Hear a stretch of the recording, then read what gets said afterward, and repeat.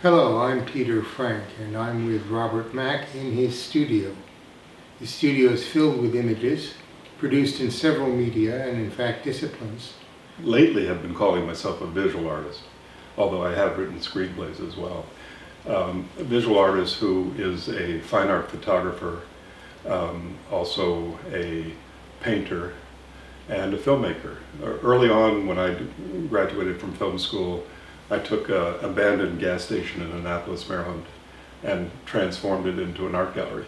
I hadn't seen Ed Ruscha paintings back then, but I had the idea of this beautiful old gas station, and it was a gallery.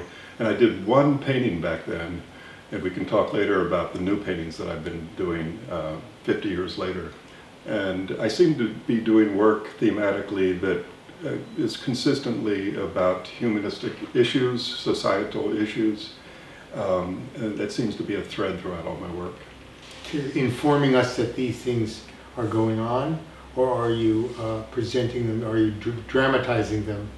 And well, I would say one of the most dramatic and important works that I've ever done, and challenged myself as an artist. And I really wanted to do something very important. And I sort of manifested this project, and I went to several prisons looking for the subject material that did become reportage. And I finally ended up in a hospital for the criminally insane. I was invited in by an art therapist there to interact with the patients, and for 2 years I spent filming and photographing the patients. In the terms of reportage, I would say that the resulting work, which has received 2 museum shows, both in Baltimore Museum of Art and the Rice Engelhorn Museum in Germany, it does look at a very challenging subject for humanity, for society, the criminally insane. And it's a compassionate look at the subject, and yet very harrowing, very disturbing. So there is a story to that in terms of, there's a book that's been published that talks about that issue. Mental illness, hearing voices, schizophrenics. The most famous one is John Hinckley, and maybe Travis Bickle from Taxi Driver. I was looking at some of those images before, and I appreciated the fact both the subjects of the photographs and their surroundings were almost unremarkable. But they had a presence that they bore inherently, but that you brought out. Thank you. Yes. I will say one thing that's important for me personally. My father was a painter, and I would come home from school every day and see his work, and I became his curator in a way, but I never painted. But I've always been fascinated by the human face and the human form. And I think what happened with those images with the criminally insane, I knew these men. I had come and gone for months and got to know them personally. So when it came time to finally do the photography, it was a performance piece between the two of us. And I would say this, that there was an unspoken pact between myself and the subject. And they knew that we were doing something serious about this issue, about themselves. We were giving them respect and giving them time. And these images, I think, then they transcended the two of us. I actually think they're iconic. Were you influenced by anybody else's work of this general kind of subject matter? I'm trying to think. Sally Mann and I were friends way back then. She saw my work, but I don't think I was influenced by her. So I see in my rap series, they're very much about dreams. I've wrapped subjects in the desert at daybreak with organza. Mm-hmm. I really liked about what I did with that series, and still doing, is I would take the subject out to the desert near Joshua Tree and wake up, let's say, the woman, Sarah, at 4:30 in the morning, still dark, and I would put her on the ground outside, and sometimes she would be nude, sometimes not, but I would wrap her in the organza, and as the sun would come up, like 2001, it would just shoot across her, and that's when some of the most beautiful images would occur, and the intimacy that took place. No makeup and hair, no assistants. It's not a Vogue shoot.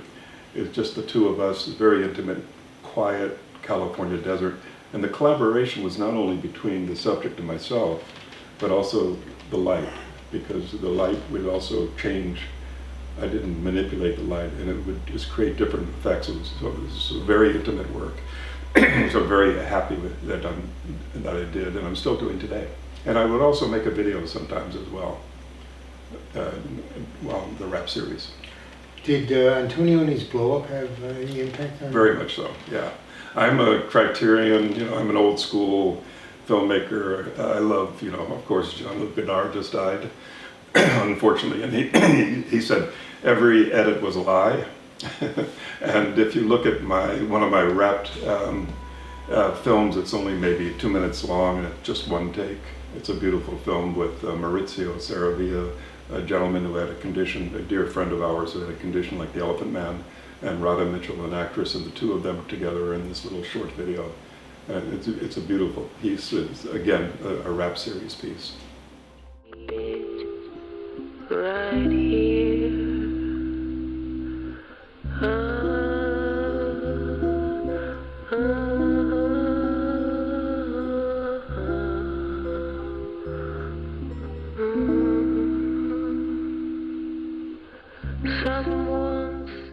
But I can't think of any particular photographer or artist.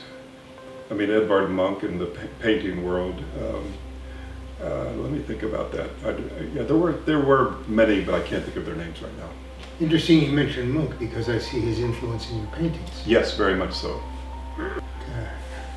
How does that come about? Well, I've been sort of, because we were sheltered in place, I started watching a lot of documentaries, and I saw films on, of course, Francis Bacon, and Gauguin. It should be noted, by the way, that the paintings, these recent paintings, resulted more or less directly from the pandemic and That's right. the social circumstances Yes. imposed. Yes, and so I was sort of sheltered in place, and I decided to do those, and also Lucian Freud. So I really, there were a lot of all of those. Having the time to watch documentaries on these painters and visit the museums, of course, as well, which I've done over the years. Their colors, their composition, they affected these paintings. So I now have 11 of what I call the Anxiety and Other Catastrophes series. And it's basically, the paintings were initially portraits, and then they evolved into paintings like the one above. Your paintings seem to fit into your approach to the world through art and artistic images they reference everything from surrealism to pop art, but what they affect is a focus on the human, as you said before, and a focus on the presence, I should say. Your paintings are like your Not Guilty series, the rep series of photographs.